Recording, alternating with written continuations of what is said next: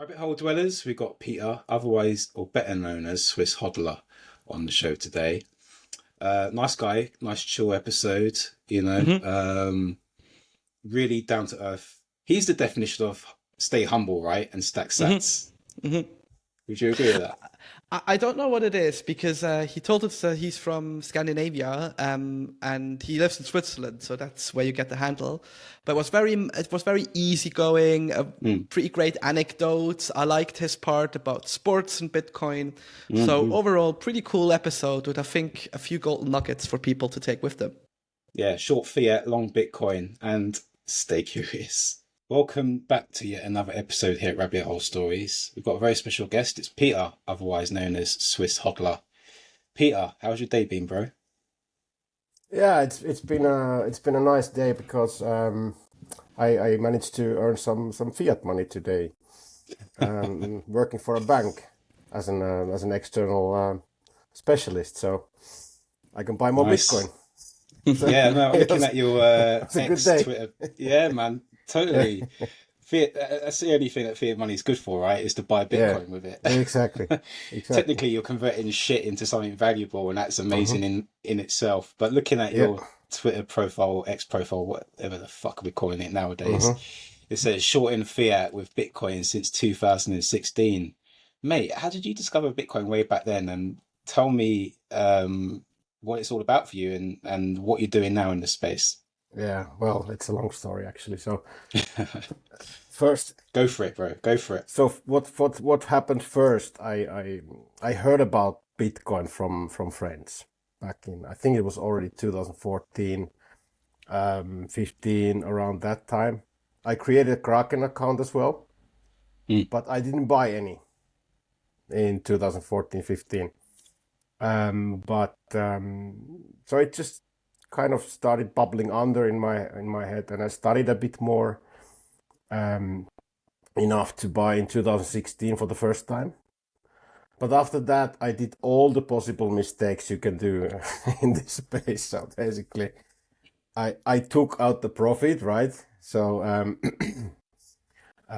which you shouldn't do. I was the first, and using that profit to buy shitcoin. That was the second biggest mistake.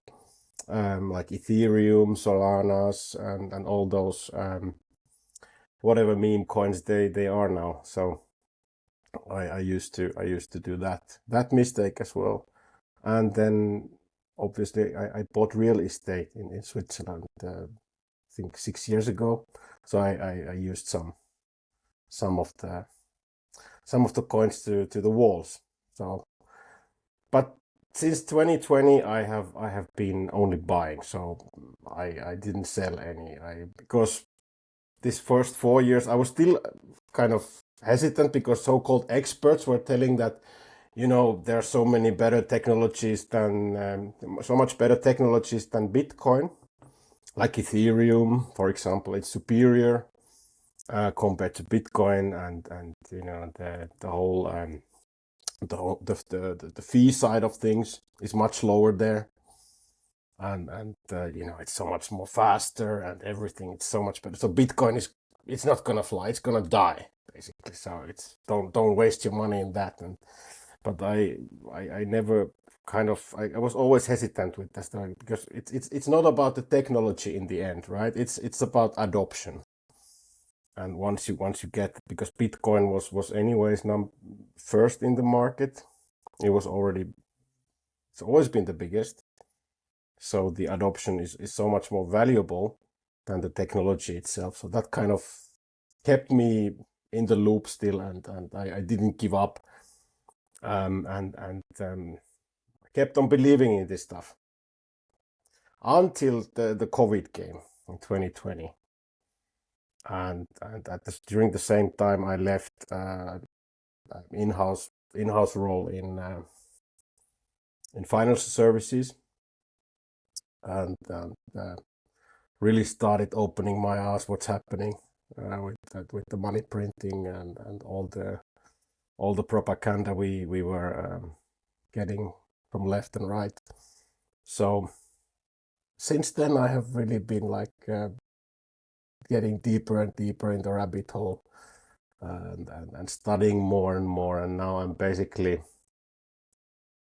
yeah, like one of those Bitcoin psychos around. I mean, I'm never gonna get out of this, and this is it's No, welcome to than the a club, passion, man. more than a passion for me at the moment. Yeah.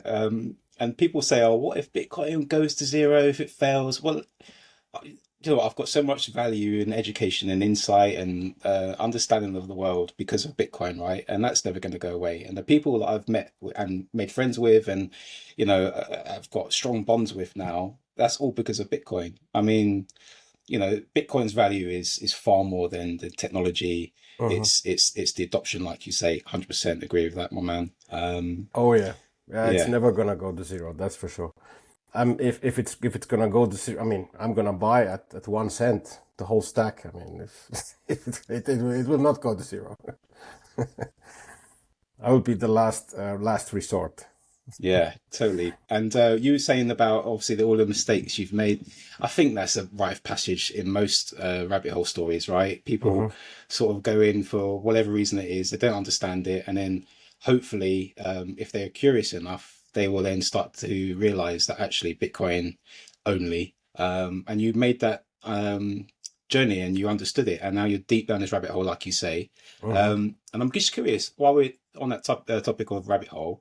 Um, what is fascinating you in the space currently? Is there anything that's caught your interest? Because I'm just looking at the price now. We're kind of peaking at the all-time high again. Does that interest you, that sort of stuff? Or is it more ideological stuff? Or what's your kind of motivation in Bitcoin? Freedom, Yes, mate. decentralization, Nice. those things, because I know too well how this system works. The central bank driven fiat monetary system, which is basically just air, and there's nothing behind other than lies of corrupted politicians. So that's the only thing that it's backed with. So therefore, freedom to choose, and also freedom to have the open source money for the people, and sound money, um, which is really it's a very scarce asset. Um, we all know 21 million versus infinity. That's all you need to understand. So, and also what I really like about this Bitcoin community is the energy, extremely positive vibes, and good people, and most of them they want good for humanity. So that's definitely it's driving, and I'm really looking forward to go to Bitcoin Prague next week. Um, and that's my first bigger Bitcoin Congress. Actually, I've never been to a bigger Bitcoin event before, and the fact is that I haven't been vocal in this space at all until the last couple of months when I started. Mm. I've been quiet about this. I've been orange pilling friends and family. They hate me for it already, Mm. but I decided, because kind of the pain was growing too big. I need to speak out. I need to be part of this community. I want to be part of this community. So that kind of change happened, and that's why we are actually talking here. And I'm happy that I got the invitation to talk to you guys about my rabbit hole story. Yeah, I think you will like Prague. Both Ian and I, we've been there last year, and it's quite an amazing conference. I unfortunately can't attend this year due to some scheduling issues. Yeah. But yeah, I'm sure they'll hit the ball out of the park again, because it was not only the conference. I mean, the venue was great. The people were, like you said, really energized, and this Mhm. was a year ago, where were we price-wise? Like, people sort of had the bear market blues, but you still had a lot of side events and fun and these kind of things. Yeah. Everyone was sort of eager to learn and help out. So I think you'll enjoy your time there. Yeah, I'm really looking forward to it. I mean, I'm counting hours already, so not days. Mate, while you're waiting, you can watch our episode with Matthias about BTC Prague and his rabbit hole story. So that will warm you up nicely before you arrive. Yeah, sounds like a good idea. I think I'm gonna do that. But going back to what you said, because you've had that experience in the TradFi world, and before we get into what you currently do, what is sort of, if you have to pick three things that are the most vastly different between Bitcoin and TradFi, what would those three be? Culture. Okay, interesting. That's the first thing, because TradFi and fiat is toxic. It's basically air that is being manufactured. It's air that is being sold.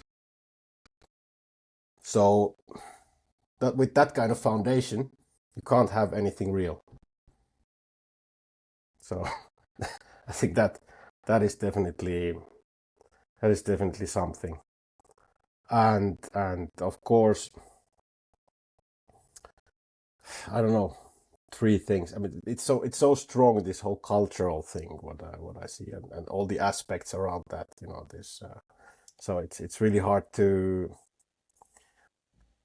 well, we all know this.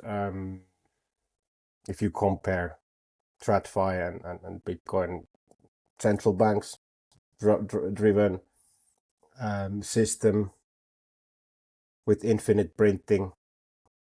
So obviously it's just totally huge contrast between a scarce asset and something that is unlimited. Yeah. Mate, totally. Culture's extremely important for Bitcoin. And I saw your t-shirt earlier before we started hitting record, and you made that yourself, right? And that's kind of like the sort of thing that I love about Bitcoin. Like incentivizes you to think of different ways to get the message out there. And in of itself, that creates a culture, right? And we spoke about culture as well before on here. And you did a video about it, didn't you, Joel? About Bitcoin culture around the time that Jack Dorsey's wearing the Satoshi t-shirt and all that sort of stuff. I think people underestimate it, and people get locked into sort of like, I don't know, the day-to-day narratives, which I suppose is a culture in itself, right? And when I heard Joel ask what are the three things, culture kind of covers everything, because it runs deep, right? Culture can intertwine with all sorts of different interests and stuff. So once you get a hook and you capture somebody's interest, that creates a culture in itself, right? Yeah. And you should know that because you're kind of into marketing, aren't you? Or yes, you know a bit actually, about marketing. Yes, my own company with a couple of co-founders. We do data-driven growth, so marketing as a service, fractional CMO stuff for B2B companies, and also a lot of related with data. I have a strong data background, so this marketing stuff, it sits really well with the Bitcoin, because there's no marketing department. Bitcoin doesn't have a marketing team. There's no CEO. There's nobody. There's zero employees there. So we plebs, we have to do the marketing for Bitcoin, and to really, the challenge here is it's a complex topic. It's an extremely technical topic. And how do you simplify that messaging so that a normal person, like a normie, can understand the message? It's the biggest challenge and the most fascinating thing. And it also comes down to marketing. If you do marketing for a tech company, it's the same story. You need to simplify the message, that the technical concept, that the normal person can understand it. Most definitely. And I think the biggest struggle I have in my job at Relay is, because I do work in marketing, Yeah. you also have to approach your target audience correctly. And I think a lot of Bitcoiners, who are very much down the rabbit hole, they've invested all of their 1,000 hours studying it and stuff. They sometimes don't realize this adoption happens in stages. So there you go, you're just holding up the Bitcoin standard. We can't start like full on freak mode, going, No. the central banks should burn down and like you should put 110% of your savings and stuff, over leverage into Bitcoin and all of these things, which we all know, like, okay, we get what you mean if you see this post on Twitter, but sometimes it's the small steps. Little example we often have is, why do you do address reuse with Relay? And I go, I know where you're going because it's the privacy aspect and like all of these things, but guess what? For a newbie, having the ability, if he then wants to send to this wallet from something else, to not have to remember another address, huge step up. Yes, we'll implement XPub and these things, so you have different addresses, but these kind of little details are on the product side. And then my job on the marketing side is, okay, let's say I write a simple guide how to buy and store your first couple of Satoshis. And you then have to explain these things, very simply. I think that is really an art form. It is. And I really hope that a lot of, more of the hardcore plebs begin to realize, like, hey, just because companies put this out there or influencers or podcasts, this doesn't mean that they think like you need the lowest barrier of entry and a cheap way in, but it's actually a way to get even more people on board. But I'm fascinated by you. How do you persuade like marketing in the Bitcoin community? Because sometimes I have like a love-hate relationship with it. Sometimes everyone is very enthusiastic and like, hey, cool announcements. And then on the other end, you have the other side of the job where they don't really understand what marketing is really all about.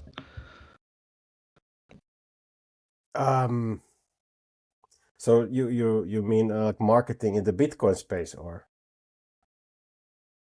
Well, I mean, what I do actually, I also started with creating these memes, and I'm not targeting actually just the Bitcoin community per se with my messaging, because what I'm trying to do is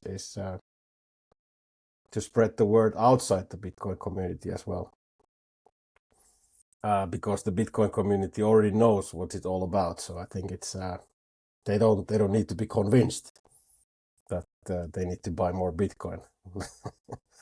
But I think it's more about convincing the normal people to study Bitcoin and raising the interest and somehow giving that small little hint that, okay, like what I do actually in my personal life when I'm orange pilling people is I tell a personal story about my real estate story, for example, in Switzerland. So when I bought the place in 2018, it was 130 Bitcoin, the price back then, and now it's less than 30. And the fiat price has gone up by 500,000. So that's a good example how it works actually in real life. That everything in Bitcoin terms goes towards zero.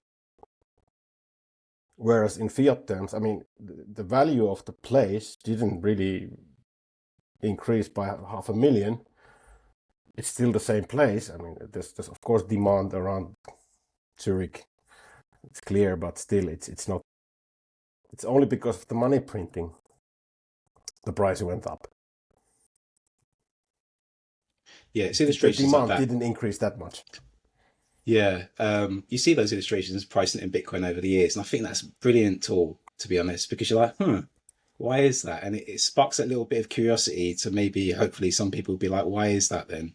And you were mentioning memes. Wasn't it Biden's administration? He put an advert out recently, apparently, to have somebody employed specifically to sort of like do loads of memes online to try and sort of like boost his campaign and stuff like that. So it just goes to show you that memes actually are quite important, and that we're winning the meme war, right? Getting the message out there in some way. Yeah, and it's extremely important because we need to simplify it, like we discussed, and one of the reasons why I decided not to be quiet anymore because every voice counts. Every voice is valuable. The more voices we get, then the critical mass will be exceeded one day. Yeah, 100%. We all need to be standing up and be counted, and Yeah. put our message out in whatever way that we can, because it's going to resonate with somebody, hopefully. And it's just trying to work out the right ways to do it, trying to simplify the explanation of Bitcoin, Mm-hmm. is difficult sometimes. And I sometimes mention Bitcoin. People will know me and my family will see that I'm into Bitcoin, and some friends as well. As soon as I mention Bitcoin, you can see that already their eyes glaze over. It's not like an automatic switch that they kind of turn off because it's like too complicated, or maybe they've sold into the FUD in some way in the past, and it's hard to sort of cross that barrier. Yeah, I mean, it's all about education in the end, and for example, my kids, I've convinced them to invest their child allowance to Bitcoin every month, so they have their own relay wallets, and they get their child allowance directly there. So DCA monthly on the relay app. So and they what I hear from the kids, they started orange pilling their friends and teachers even. So it's this is how it started, and you can definitely make an impact even with the small things, and also it's clear that like I said, it's about the education, because like John Oliver said, that Bitcoin is everything people don't know about computers, combined with everything they don't understand about money. But even more important than education is that we get a few God candles. Yep. Because then when we have a real FOMO in the market, that that beats any memes. Because then even the mainstream media can't be quiet anymore. They have to start boosting Bitcoin a bit as well. I actually have screenshots of early January, maybe end of December last year, where I actually approached journalists, again, for my work with Relay. And, I more or less started all of the sentencing and contacts back then the same, like, hey, it's an interesting time now. This was just before the ETFs. If demand stays the same, or if all of these 11 ETF issuers need to buy Bitcoin, guess what? Demand outweighs everything, and the price goes up. No interest. It's still in the bear market. It's still, one actually wrote back, it could still go to zero. And the minute we crossed 70K the first time this year, I actually sent him a screenshot of his message and went like, do you still believe this? And he goes like, oh, I've been meaning to contact you. Like, can we get an interview with your CEO or some comments or these kind of things? But then obviously when we tried out again, zero interest. So as frustrating as this is, if I do like press work, it still is the number one motivator, but I'm slowly seeing that they go. One guy actually wrote me back yesterday going, hey, I've discovered this sort of libertarian approach in the Bitcoin community. Can you tell me more about this? Again, with culture and things. And I went like, yeah, I've got a few resources. And then others go, one guy is huge into NFTs. I didn't understand why, but I was like, okay, he's into it. And he discovered all the Bitcoin NFTs, but he then kind of went, yeah, but that doesn't really make sense to me because, Bitcoin is too expensive to have art on there. So why don't you use something else and you just use Bitcoin as money? And I go, yeah, you're kind of getting it, So the more you have these repetitions and these events and all of that stuff, I think the better it is in the long run. But it's definitely frustrating if you're sitting there and go like, you want to talk to me at 70K, but not at 30K, It's literally like the meme with like the two lines with the different prices. But hey, if that's what it meant to do to get people in, I'm all happy to do that. Yeah, but that's again the price versus value, right? And we're talking about something that is in top 10 already in the whole world in terms of market cap, all the assets. We have bypassed 58,000 publicly listed companies. there are like 6 companies before Bitcoin anymore, and then silver and gold. So, and we're talking about something that is really, really scarce. 21 million pieces will ever be mined. In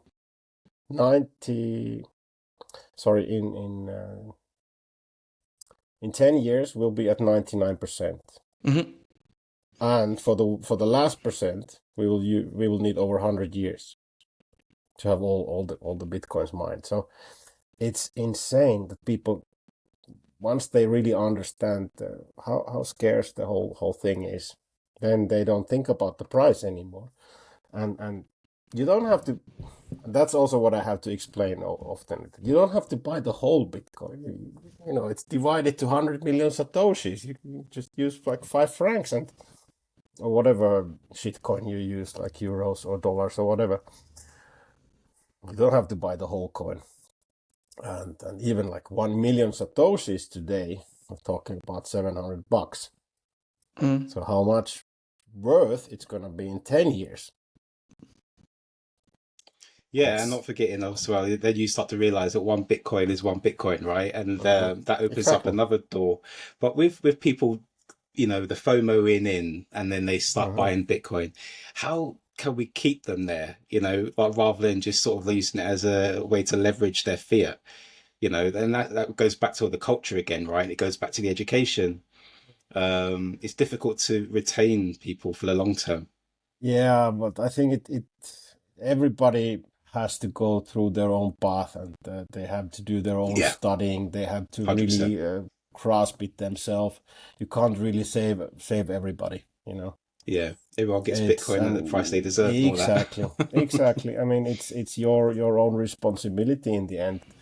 This is not social democracy at all. So this is, you know, Mm, mm. you're the master of your own luck in the end here in this space, and also of course also with storing your coins. I mean, you shouldn't trust the exchanges. You know, if it's not your keys, it's not your coins. Everybody knows it. So that's another thing. So it's also more about the responsibility that you have, the accountability that you have to do, and this whole accountability topic goes towards the banking system as well.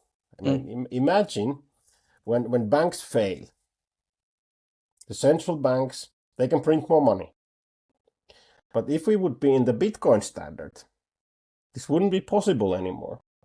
So that would actually make the banks accountable for their actions, which is not the case at the moment in the fiat standard. And Yeah. about printing, one funny little detail, because we were talking about we are at the all-time high now. Actually, we are not, because 2021 all-time high is in today's value, it's almost 80,000 US dollars. So we are actually selling with a huge discount at the moment still. Yeah, the great question of when Bitcoin reaches 1 million, how much is 1 million actually worth? It's yeah, it's definitely an eye opener, for sure. And where was I going to go with this? Oh, I was going to ask you about sports. I think we should move on to that because just before we hit record, you were saying that you were, was it professional I in used some to be. sports? I used to be. What sport? I was when I was a young man. I was professional cross Mate, you're country still a skier. young un. What are you talking about? Yeah, well, 20 plus anyway. So Yeah. I I used to be a cross country skier I'm from the Nordics Oh. originally, so you could call me like a half Viking. So I I was grown up in the Nordics and doing sports professionally there. I quit at 22, so I had my whole share. I didn't want to do dope, so that's basically why I quit. That was the last gap that I had to close, and I had to choose between um, the drugs or quitting. So I decided to quit, and Nice. And but what is also this whole connection to sport, endurance sports, and Bitcoin is extreme. I mean, Bitcoin is an endurance sport. Also, we are talking about cycles, 4-year cycles. You could think them as sprints as well in an agile way of thinking, but it's still it's a marathon, because you need to be very, very consistent with this stuff. There are bad days. You never should lose your hope. Just keep on going and stacking more, because it's like training in an endurance sports. It's just every day you need to wake up. If it hurts as hell, the muscles are sore and you're tired from previous days, but you still have to keep on going. And this is so much similar to that, actually. Yeah, I like that mindset. Yeah. That's really cool, because like a couple of weeks ago, I just needed to take a break from social media and just sort of energize myself. But then I realized that all I needed to do really is pace myself a bit better, you know. So it teaches you a lot about your own energy, your own limits, and how to better be efficient when you're actually communicating Bitcoin and trying to engage in the community. Yeah, Albeit some absolutely. people say there's no community in Bitcoin, but that that's their own opinion. But you're in the presence of another sportsman. Joel, you used to be a golfer, right? Have you got any connections or anything that Swiss Hodler said that connects with you there? Yeah, I think if you do it professionally, or your aim is to be a professional athlete, you get into many different moving parts. Endurance is one point, discipline, having sometimes the patience to wait, and I think all of this more or less aligns with what Bitcoin teaches you as well. And to me, the most humbling experience is you don't know everything. And I've learned this in golf, especially, which is very frustrating at times, but rewarding if you succeed. And I've also learned this with Bitcoin, where, beforehand, you may know that, like, I know how banking works, for example. If you have like banker friends, or even if you worked in banking, and then you discover Bitcoin and you discover the negative aspects to how the fiat money is created and how central banks work, and you kind of go like, oh shit, I don't actually know anything. And you just start slowly but gradually getting into this, I want to learn more about it. And maybe if your interests are a bit different, maybe you don't go down the whole economics thing, but maybe energy is an interesting aspect for you. You find this through mining. Or I don't know, you then go into like the whole, human rights things. And whatever it is, I think there's a big comparison between Bitcoin as the whole community, as an ecosystem, and whatever sport you get, because at the end of the day, they both sort of align. And I think it's ironic that you will see more and more sports teams also getting into the Bitcoin thing. Maybe for now, it's, that like Bitpanda and all of these big exchanges sponsor big sports teams, but you already see on like a lower grassroots level, Bitcoin companies and Bitcoin creators like Peter McCormack with his football team and others with other teams, they get in because it just aligns perfectly. And who knows, maybe sports is actually a fast track to get even more people on quicker, because if they already have the fascination, I think they get Bitcoin easier. But what do you think, Swiss Hodler? I fully agree, because sports definitely is a good venue for this kind of stuff. And in Switzerland, there is actually the Lugano football team. They have the Lugano Plan B. I think it's a sponsor of the team already. So there's quite a bit of there will soon be another team, but I can't tell anything yet. Oh, that's cool. Yeah. Okay, don't be mysterious. Come on. So I guess no. If I tell I this, guess relay is been active in this space now. maybe who knows? That's good, very good.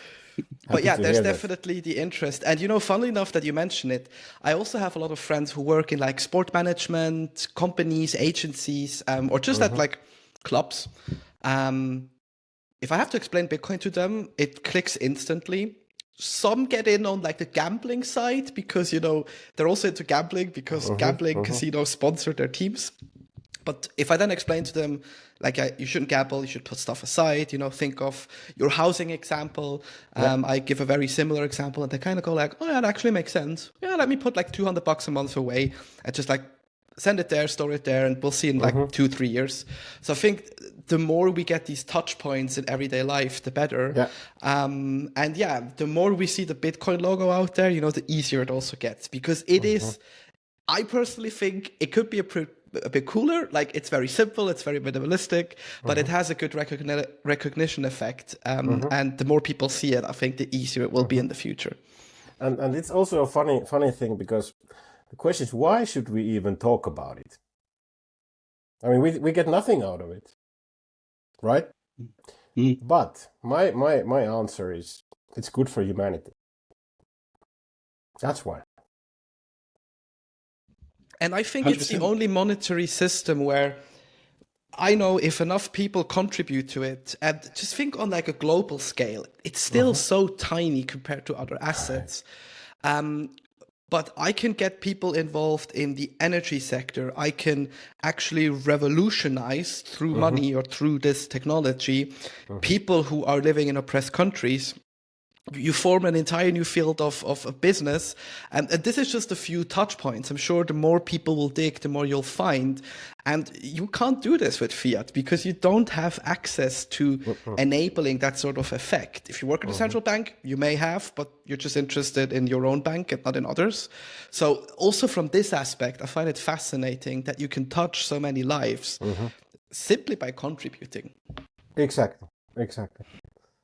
And also this energy topic is quite interesting, because it's often said that, Bitcoin consumes this and that much energy. But if you think of how much the banking industry globally, the whole fiat system consumes energy, like Bitcoin is just a fraction. And it doesn't end there, because then of course you have, on top of everything, you have the whole military complex to secure the fiat system, and that the whole defense budgets come on top of everything. So it's actually, Bitcoin is the green choice. So if you want to be like environmentally conscious person, then Bitcoin should be your choice. Yeah, 100%, mate. And that's the thing. Bitcoin touches every aspect, right? All those roads lead back to Bitcoin and all that. And we'll find out if that's true at the end of the show. You'll find out why. But do you ever fantasize about the future of what might come about for humanity in the future, in the hyper-Bitcoinized world, for example, and what that might look like? Can we sort of get an understanding of what that sort of vision looks like for you, if you have one? Or do you just sort of like deal with the here and now and don't worry too much about what the future might look like? I mean, in the ideal world, we would live in the Bitcoin standard, right? Yeah. And we would really be selling our precious time against something that has real value, and it's sound. That, I think, that aspect. I mean, if you think of the whole work side of things, and then you get a salary in fiat, your time is limited, but you get money that is being printed out of thin air, and it's being devalued all the time. That is, for me, something that, if we would be in that position in the future, that would already be a huge thing, because then your time would really have the value that it's supposed to have, which is not the case today. Yeah, I do remember last year or 2 years ago, I had a freelancing client where I would send him the invoice in pounds, I think, but I have my pricing packages in dollars, just because it's more easier if you have like overseas clients. And there is a period right after the pound sort of broke apart, thanks Liz Truss. And I kind of went like, holy shit, I just lost like 10% this month and I've done the same work. So, the next month I was like, the client is pretty flexible. It's like, hey, dude, like I'm losing 10% of my work just to some stupid politicians not knowing what they do. Is there any way we could do something different? He went like, yeah, absolutely not. That's not an issue. I'm super happy with your work. So I've seen it like in person there, and I'm constantly trying to explain to friends who just don't grasp it that like fiat is not stable. It's not one-on-one what you see in your paycheck at the end of the day. That they should look out if they go to the market, if they actually go to restaurants. Over here in Austria, they just increased the prices in restaurants and they decreased the prices in supermarkets, but on like selected goods. So in the mind of people, it's like, oh, stuff is getting cheaper again, when actually, the prices increased again. And I've sort of tried to use these things, but it is pretty much a hard task because people just have this mindset like, oh yeah, the euros and Swiss francs and dollars in my bank account, they always stay the same. But if you actually look how much more you work these days compared to maybe 10 years ago, this is a huge difference. It is. It is insane. It is insane. Everything increases except salaries. Yep. Yeah, that's true. I'm curious because you run your own business. Have you ever thought of also rewarding your employees with Bitcoin as a means of saying thank you at the end with like a bonus or something? Or hasn't this really come up? Because I know it's difficult as a business with all of the, tax bullshit you have to deal with. Actually, we are a startup company still, so we don't hire people at the moment. We use contractors for projects, but we don't hire at the moment. But going forward, definitely. But what we are going to do at the moment is through Relay Business, we are going to implement the MicroStrategy playbook. Nice. So if a startup can do it, have a Bitcoin as a reserve treasury asset, any company can do it. This is just to prove it, and also it's obvious that it makes full sense to invest every month a bit in Bitcoin. Instead of having cash. Yeah, instead of having cash on your balance sheet, you just have nice money, good money. We all know what happens with the cash on the balance sheet. Yeah. It disappears in the air. The value goes away. But is it a talking topic in your company? Are people interested because they now know you're a bit more public with Bitcoin or less? All my co-founders are. Oh, nice. So that makes it easy. Yeah. Cool. Yeah. Choose your co-founders wisely. So that's good life advice. Brilliant, mate. As we draw to a close at the end of our show, and thank you, mate. It's been great having a chat with you. We do all roads lead back to Bitcoin challenge for all of our guests. So we're just going to give you a word just to prove that all roads lead back to Bitcoin. And when we give you that word, you've got to try and lead it back. Just prove the theory that all roads lead back to Bitcoin. Joël, what's the word? I thought you were going to say it. I was like, oh, I'm surprised you could maybe say it. No, the word of the day we thought for you is Emmentaler. So it's a very popular Swiss cheese for those of you who don't know. How does Emmentaler relate back to Bitcoin? Okay, it's a cheesy word, I know. That's very easy, actually. Oh, okay, fuck. because Emmental is in Canton Bern. And the Swiss National Bank is also in Canton Bern, and it's in Bern. So I'm really hoping that, Swiss National Bank in Canton Bern, like as Emmental, will one day, hopefully sooner than later, have Bitcoin as a reserve asset. That's a very easy way to do it. I was just about to say, Bern is actually my home canton. I grew up in Bern. Yeah. And I was going more the lines of like, it takes a couple of months, if not years, to, really get the right kind of Emmentaler together. So you also have to invest a lot of time. But I actually like this. Like, Swiss National Bank, get your shit together and think of actually owning something good instead of like being a huge Apple. hedge fund. Yeah, Like exactly. Apple, or Meta Apple or stock. stuff. Yeah, it's crazy. It's crazy. Because those can be printed. Those shares can be printed. And they could be short sold. You can also short sell Bitcoin, but you'll fail. Course, so yeah. In the long run, you will always fail with Bitcoin shorting, short fiat. Exactly, and long Bitcoin. Pete, before we leave out, is there anything you want to shill or mention before we go into the close? And please let people know where they can find you on social or online. Yeah, I mean, on Twitter, of course, or X, Swiss Hodler. I'm there, pretty active, and I'm actually getting my own website as well, swisshodler.com. Just got the domain, building up my own website.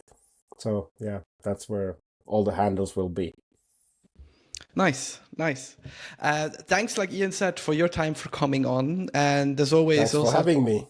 Perfect. Thanks for all the listeners as well, and as always, guys, stay curious.